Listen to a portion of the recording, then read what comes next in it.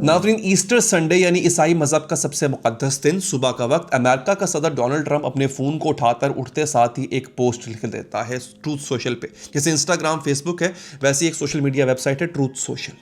वो पढ़ने के बाद आपका दिमाग चकरा जाएगा। लिखता है Tuesday will be power plant day and bridge day all wrapped up in one in Iran. यानी मंगल का जो दिन है वो बिजली घरों का दिन होगा, पुलों का दिन होगा ईरान के अंदर। मतलब ये है कि मैं मंगल वाले दिन बिजली घर तबाह करूंगा, ईरान के पुल तबाह करूंगा। There will be nothing like it. ऐसा होगा जो आज से पहले कभी नहीं हुआ।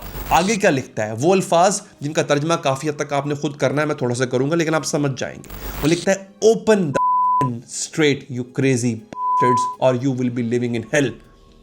वो कहता है खोल दो बहरे हुर्मज, और मुखातिब कर रहा है किस नाम से? ईरानियों को, क्रेजी के नाम से। आगे कहता है और you will be living in hell, otherwise तुम जहन्नम में तुम्हें पहुंचा दूंगा मैं। ये सुनिए इसकी जुबान। और आखिर में क्या लिखता है? लिखता है प्रेज बी टू अल्लाह, तमाम तारीफें अल्लाह के लिए, president Donald J Trump. Easter का दिन है, लोग कह रहे हैं एक क्रिश्चियन मुल्क का क्रिश्चियन सदर है, ईस्टर का दिन गालियां दे रहा है, सिविलियन इंफ्रास्ट्रक्चर को, बिजली घरों को, पुलों को तोड़ने की धमकी दे रहा है, और आखिर में लिख रहा है प्रेज बी टू अल्लाह, यानी तमाम तारीफें अल्लाह के लिए। लोग पूछ रहे हैं कि क्या ट्रंप पागल हो गया है?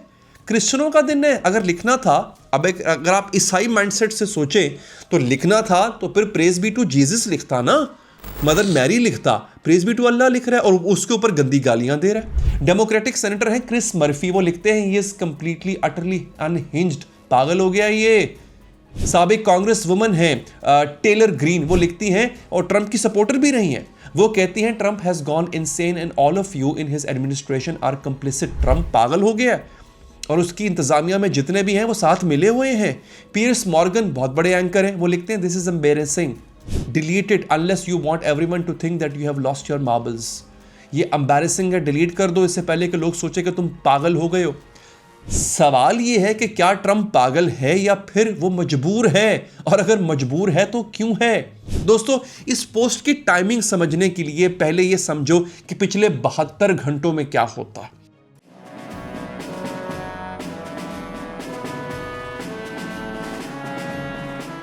तीन अप्रैल 2026 एक अमेरिकन F-15E स्ट्राइक ईगल जहाज ईरान के ऊपर से उड़ रहा था। F-15E क्या है? ये एक 2 सीटर का लड़ाकू जहाज है। मतलब एक पायलट होता है जो जहाज उड़ाता है, एक वेपन सिस्टम ऑफिसर होता है जो जहाज के हथियार, बॉम्ब वगैरह कंट्रोल करता है। WSO को आसान जुबान में बैक सीटर भी कहते हैं।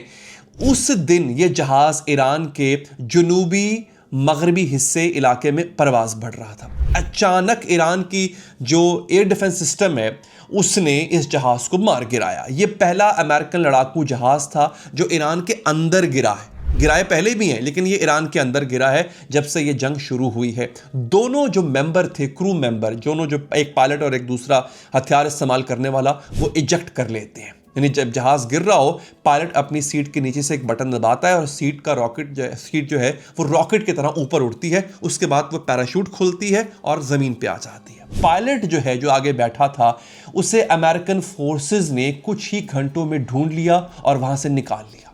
लेकिन जो बैक सीटर था यानी वेपन सिस्टम ऑफिसर, वो गायब हो गया, कहीं नजर नहीं आ रहा था। ईरान ने क्या किया? ईरान ने उसके ऊपर $60,000 का इनाम रख दिया। जो भी इसको ढूंढेगा उसको पैसे मिलेंगे। मकामी लोग, गांव वाले उठे, जो वहां के मकामी कबाइल हैं, खाना बदोश कबीले, वो उठे, वो पीछे लग गए इस आदमी के।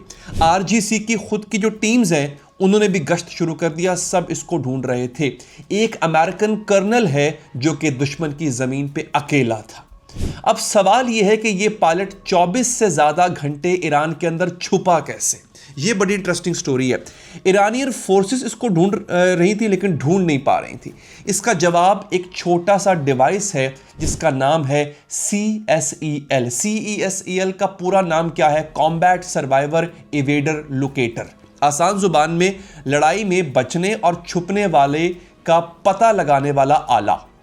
मुश्किल है, समझा देता हूं। देखिए, ये डिवाइस बेसिकली बोइंग ने बनाया था। ये पायलट की जैकेट से जुड़ा होता है। जब पायलट इजेक्ट करता है ये डिवाइस अपने आप शुरू हो जाता है। अब ये डिवाइस क्या करता है? ये रेडियो पे बात नहीं करता। अगर रेडियो पे बात करोगे सिग्नल निकलेगा अंदर से, दुश्मन उस सिग्नल को पकड़ लेता है और पता चल जाता है कि आप कहाँ हो, आपकी लोकेशन क्या है। इसे कहते हैं ट्रायंगुलेशन, 3 जगह से सिग्नल पकड़ के आपकी एग्जैक्ट जगह का पता करना। लेकिन CSEL ये जो आला है ये ऐसा नहीं करता। ये डिवाइस छोटे छोटे इनक्रिप्टेड बर्स्ट्स भेजता है। इनक्रिप्टेड का मतलब होता है कोड में, जो सिर्फ अमेरिकन फोर्सेस समझ सकती हैं, ऐसा कोड भेजता है। बर्स्ट का मतलब क्या होता है, बहुत छोटी छोटी ट्रांसमिशंस जो हैं मिली सेकेंड्स की, इतनी छोटी कि दुश्मन समझ ही नहीं पाता कि कुछ हुआ है। और ये फ्रीक्वेंसी हॉपिंग करता है। फ्रीक्वेंसी हॉपिंग का मतलब होता है हर बार ये अलग चैनल पे, जैसे रेडियो के चैनल होते हैं ना, हर बार ये अलग चैनल पे सिग्नल भेजता है ताकि दुश्मन पकड़ ना पाए। दुश्मन को लगता है कि ये सिर्फ बैकग्राउंड नॉइज है, शोर है, हवा का शोर है और कुछ नहीं। लेकिन अमेरिकन सैटेलाइट्स ये सिग्नल पकड़ लेते हैं और पायलट की एग्जैक्ट लोकेशन रियल टाइम में रेस्क्यू टीम्स को मिल जाती है। पायलट खामोश है, कोई आवाज़ नहीं कर रहा, लेकिन कोई सिग्नल जो है वो भेज रहा होता है जो दुश्मन ना पकड़ सके। लेकिन अमेरिकन जो है उनको पता है कि वो कहाँ है। तो जब रेस्क्यू टीम करीब आती है तब ये डिवाइस मोड बदलता है, तब वो एक बहुत ही मजबूत सिग्नल भेजता है ताकि हेलीकॉप्टर्स बिल्कुल सही जगह पर आ सके। मतलब पायलट अकेला नहीं है, वो डिजिटली जुड़ा हुआ है पूरी रेस्क्यू टीम के नेटवर्क से बगैर अपनी जगह को एक्सपोज किए। वायनेट की रिपोर्ट के मुताबिक ये कर्नल पहाड़ों में छुपा हुआ था। उसने एक दरार में जो है उसमें पनाह ली हुई थी, गार टाइप चीज थी जो कि 7000 फीट ऊंची पहाड़ी पे थी और वहां पर वो छुप के इंतजार कर रहा था। अब यहां पे बात और बड़ी इंटरेस्टिंग हो जाती है। अब रेस्क्यू ऑपरेशन शुरू होता है। अमेरिका ने सैकड़ों स्पेशल फोर्सेस भेजे, दर्जनों जहाज भेजे, हेलीकॉप्टर्स भेजे, ड्रोन्स भेजे। CIA ने एक यूं कह लें कि बड़ा ही डिसेप्शन कैंपेन शुरू की, यानी एक ऐसी मुहिम जिसमें धोखा है, डिसेप्शन कैंपेन कहते हैं। उन्होंने ईरान के अंदर जो है वो एक अफवाह फैलाई कि दोनों क्रू मेंबर्स मिल गए हैं, एक्सट्रैक्शन हो रही है, समंदर के रास्ते उनको निकाला जा रहा है। ये झूठ था जो CIA ने फैलाया। मकसद था ईरानी फोर्सेस को कंफ्यूज रखना ताकि असली जगह पे कम लोग जा सके।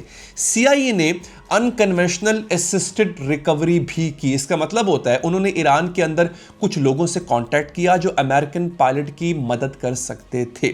न्यूयॉर्क टाइम्स की रिपोर्ट के मुताबिक जब ईरानी कॉन्वॉयज उस इलाके के करीब गए, अमेरिकन जहाज ने उन पे बॉम्ब्स गिराए ताकि वो पायलट तक ना पहुंच सके।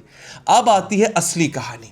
पैट्रिका मैरिन्स जो कि एक डिफेंस एनालिस्ट हैं, उन्होंने क्या लिखा, वो कहती हैं कि Iran let's them in but getting out is the real problem. Iran ने उनको अंदर आने दिया लेकिन निकलना उनके लिए मुश्किल था। असल में ये एक ट्रैप था और यही हुआ। अमेरिकन फोर्सेस ने एक पुरानी ज़रूरी एग्रीकल्चर एयर स्ट्रिप कहते हैं जो रनवे होता है, उसका इस्तेमाल करना था। इनफैक्ट एग्रीकल्चर एयर स्ट्रिप जो है वो खेती बाड़ी के लिए बेसिकली यूज़ होती है और वहाँ पे वो जहाज़ आते हैं जो कि खेती बाड़ी का सामान लेके आते हैं। अच्छा, ये बेसिकली किसी ज़माने में फसलों की स्प्रेइंग के लिए इस्तेमाल होता था। अमेरिकन ने सोचा कि यहाँ से MC-130J जहाज़ उतर सकता है। MC-130J क्या है? ये एक स्पेशल ऑपरेशंस जहाज़ है। बेसिकली ये चुपके से दुश्मन की ज़मीन पे उतर सकता है, स्पेशल फोर्सेस को अंदर ले जा सकता है और बाहर वहाँ पे ड्रॉप भी कर सकता है।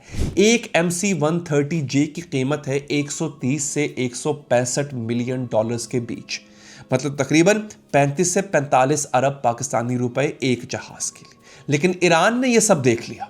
उन्होंने एक घात लगाई, बहुत बड़ी एम्बुश। जब अमेरिकन जहाज उतरे, ईरानी फोर्सेस तैयार थी।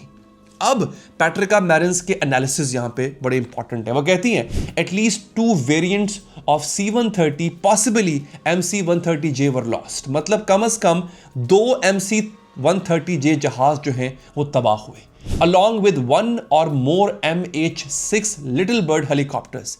MH-6 लिटिल बर्ड क्या है? ये एक छोटा सा स्पेशल ऑपरेशंस हेलीकॉप्टर है।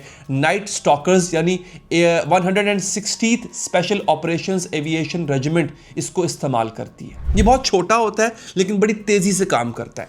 एक MH-6 की कीमत इक्विप्ड वर्जन की जो है वो तकरीबन 7.5 मिलियन डॉलर्स के करीब है। आगे वो लिखती है कि there are also reports of 2 black hawks being hit.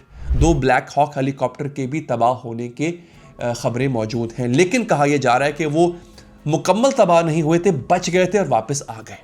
America का कहना है कि उन्होंने खुद अपने जहाज तबाह किए ताकि ईरानी हाथों में ना पड़ जाएं। लेकिन पेट्रा मैरिन्स क्या कहती है? वो कहती है जो इमेजेस हैं इन जहाज़ों के, they clearly show damage caused by air defences on the aircraft wreckage. तस्वीरों में साफ नजर आ रहा है कि ये एयर डिफेंस ने मारा है इनको। This may cast doubt on any other official version.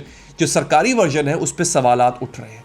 अब टोटल नुकसान का जो हिसाब है पिछले 72 घंटों में मैं आपको बता देता हूं। 115E गिरा, वह एक A10 रैथ हॉग जो है मैंने पहले वाले व्लॉग में बताया था वो गिरा, 2 MQ-9 रीपर ड्रोन्स गिराए ईरान ने, 2 MC-130J तबाह किए, एक से ज्यादा MH लिटिल बर्ड तबाह हुए, 2 ब्लैक हॉक्स को नुकसान पहुंचा, एक CH-47F शिनूक कुवैत में वो जमीन पे तबाह हुआ।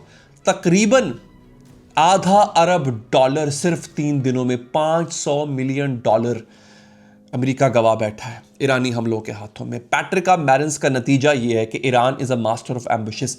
ईरान घात लगा के मारने में माहिर है, उस्ताद है। This reinforces what we have been saying, Iran still has hundreds of air defense system। Iran के पास अभी भी सैकड़ों एयर डिफेंस यानी हवाई दिफाई निज़ाम मौजूद है जो कि अमेरिका कहता है हमने तबाह कर दिया। अब यहां पर एक और ऑब्जर्वेशन, एक और एनालिसिस जो है एक एनालिस्ट ने पोस्ट किया जो मैं आपके सामने रख रहा हूं, जो दिमाग की बत्ती खोल देगा। एक ऑब्जर्वर कहता है कि something about this F-15 crew rescue doesn't add up, यानी कुछ गड़बड़ है। ये जो रेस्क्यू मिशन हुआ पूरे का पूरा, इसमें एक बड़ी अजीबोगरीब किस्म की गड़बड़ नजर आ रही है। वो कहता है why would one need C-130s which carry 60 to 70 troops for rescuing 1 or 2 air crew. C-130 जो 60 से 70 फौजी उठा सकता है एक जगह से दूसरी जगह, बहुत बड़ा जहाज होता है, 1 या 2 पायलटों को बचाने के लिए क्यों चाहिए था? आगे वो लिखता है कि लगता है स्पेशल फोर्सेस का एक जो मकामी बेस वहां पर था C-130 के साथ। इसका मतलब क्या है? एनालिसिस कहती है कि ये जो इलाका है इसका नाम है खुजिस्तान, might be a ground insertion for an operation involving Iran's oil facilities. Basically हो सकता है इनकी कोशिश ये हो कि हम 50-60 फौजी ले जाके ईरान के इन इलाकों में छोड़ देंगे रेस्क्यू के नाम पे। इसीलिए वो जहाज इस्तेमाल किया गया जो फौजियों को ट्रांसपोर्ट करने के लिए इस्तेमाल किया जाता है। यहां पर ईरान की ऑयल इंडस्ट्री कंसंट्रेटेड है। शायद अमेरिकन स्पेशल फोर्सेस ने एक सीक्रेट ऑपरेशन प्लान किया था ईरान की इन ऑयल की फैसिलिटीज के अंदर। Either the F-15 was flying cover for this operation और coincidentally got shot down nearby. या तो F-15 जहाज इस ऑपरेशन को कवर कर रहा था या फिर इत्तेफाक से वहां पर वो गिर गया। That means Iranians looking for the crew in that area dangerous for the ground operation. यानी जब ईरानी फोर्सेस इस क्रू मेंबर को ढूंढ रहे थे तो इन्होंने ये भी हिसाब लगा लिया कि यहां पर फौजियां उतारना कितना नुकसानदेह हो सकता है, उसका अंदाजा लगा लिया। क्यों? क्योंकि ईरान ने इनके तमाम जहाज मार गिराए थे।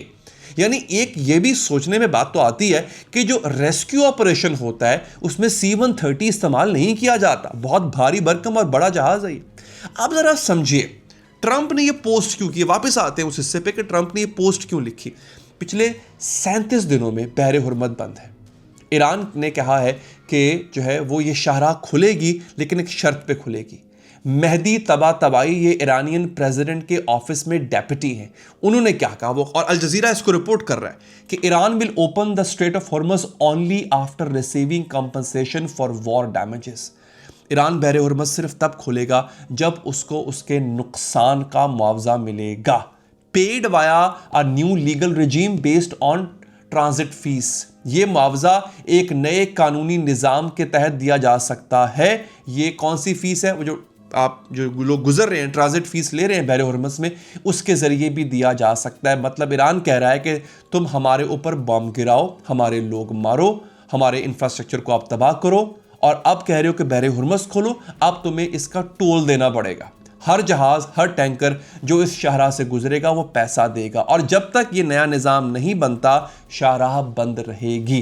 ट्रंप की 10 दिन की डेडलाइन कल 6 अप्रैल को नाज़रीन ख़त्म हो रही है, और ईरान कहता है कि नहीं, ऐसा नहीं होगा। और यहां पे एक और इंकशाफ होता है। ट्रंप ने आज फॉक्स न्यूज़ को बताया है, वो कहता है we sent guns to the Iranian protesters. हमने, ये बहुत बड़ा इंकशाफ है, जो ईरानी मुजाहिरीन थे, इससे पहले आपको याद होगा जो ईरान में मुजाहरे हो रहे थे, ये जितने भी मुजाहिरीन थे इनको हथियार हमने भेजे। आपको याद है ईरान पहले दिन से कह रहा था कि ये मुजाहिरीन जो हैं इनको कहीं से कंट्रोल किया जा रहा है। आगे लिखता है Trump, a lot of them, और बहुत सारे भेजे। We sent them through Kurds, जो कुर्द हैं ईरानी कुर्द, उनके जरिए भेजे। कुर्द कौन है? ये कौम है जो ईरान, इराक, तुर्की और शाम में रहती है। इनकी अपनी बोली है, उसे कुर्दिश कहते हैं। ईरान का जो वेस्टर्न प्रोविंस है, यानी जो मगरबी इलाके हैं ईरान के, वहाँ पर बहुत बड़ी तादाद कुर्दों की है। अमेरिका ने सोचा हम कुर्दों को हथियार देंगे, वो ईरानी एहतजाज करने वाले जो मुजाहिरीन हैं उनको दे देंगे और ईरान के अंदर बगावत हो जाएगी। लेकिन हुआ क्या? ट्रंप ने खुद बताया कि I think the Kurds kept them, कुर्दों ने वो हथियार अपने पास रख लिए। मतलब हथियार एहतजाज करने वालों तक पहुंचे ही नहीं और ये प्लान भी इनका फेल हो गया। अब जरा आखिरी और बड़ी तस्वीर देखिए नाज़रीन। ट्रंप ने आज जो पोस्ट लिखी वो शायद पागलपन है या उसकी मजबूरी है। पिछले 72 घंटों में ईरान ने अमेरिकन जहाज गिराए। रेस्क्यू ऑपरेशंस में आधा अरब नुकसान करवा बैठा है अपना अमेरिका। ईरान ने एम्बुश किया, घात लगाई, अमेरिकन फोर्सेस फंस गए। शायद एक सीक्रेट ऑपरेशन जो है अमेरिका का वो भी एक्सपोज हुआ है उसमें। कुर्दों को हथियार भेजे गए, वो भी फेल हो गए। हुर्मुज़ भी बंद है, डेडलाइन कल ख़त्म हो गई है। ईरान कह रहा है मुझे मुआवजा चाहिए और ट्रंप के पास कोई ऑप्शन नहीं बचा। अब वो गालियां दे रहा है, धमकियां दे रहा है, पागल लग रहा है। लेकिन यहां पर नज़र ये आ रहा है कि ये बुरी तरह फंस भी गया है, क्योंकि जब सारी चीज़ें फेल हो जाएं तो सिर्फ चीखें बाकी रह जाती हैं और ट्रंप दुनिया को सिर्फ अपनी चीख सुना रहा है, वो गालियां दे रहा है, और वो भी उस दिन जो ईसाई मज़हब का सबसे मुक़द्दस दिन है। और दोस्तों ये बताइए, अगर बिजली घर और पुल गिराए गए ईरान के, तो क्या ईरान खामोश बैठेगा? वो जवाब देगा। गलीबाफ जो ईरान के पार्लियामेंट स्पीकर हैं, उनके पास इस रेस्क्यू ऑपरेशन की तस्वीरें हैं। उन्होंने लिखा है कि अगर अमेरिका को 3 और ऐसी कामयाबियां मिली तो वो तबाह हो जाएगा, क्योंकि बेसिकली अमेरिका इसको अपनी कामयाबी कह रहा था। तो उन्होंने तंज किया कि इसे कामयाबियां कहते हैं, और अगर आपको 2-3 कामयाबियां ऐसी और मिल गई, अमेरिका तबाह हो जाएगा। आप लोग अपना कमेंट लाजमी कीजिए, मुझे आपके कमेंट्स का इंतजार रहता है। और अक्सर लोग कहते हैं कि मुझे उनको मेरी वीडियो पसंद आई। इस इनकरेजमेंट का बहुत शुक्रिया। लेकिन इसको दिखाने के लिए एक काम ज़रूर किया करें, वीडियो को शेयर किया कीजिए। अगर आप फेसबुक पर देख रहे हैं, फेसबुक पे शेयर करें, यूट्यूब पे तो यूट्यूब पे करें, सब्सक्राइब लाजमी करें। और अगर आप फेसबुक पे मुझसे लाइव बात करना चाहते हैं, ऑलमोस्ट रोज़ाना, मैं रोज़ाना लाइव आता हूँ, बड़ी मज़े की गुफ्तगू होती है आपकी मुझसे, और जियोपॉलिटिकल हालात पर होती है। तो फेसबुक को सिर्फ फॉलो नहीं, सब्सक्राइब भी करना है। अपना बहुत ख्याल रखिए नाजरीन, अल्लाह निगहबान।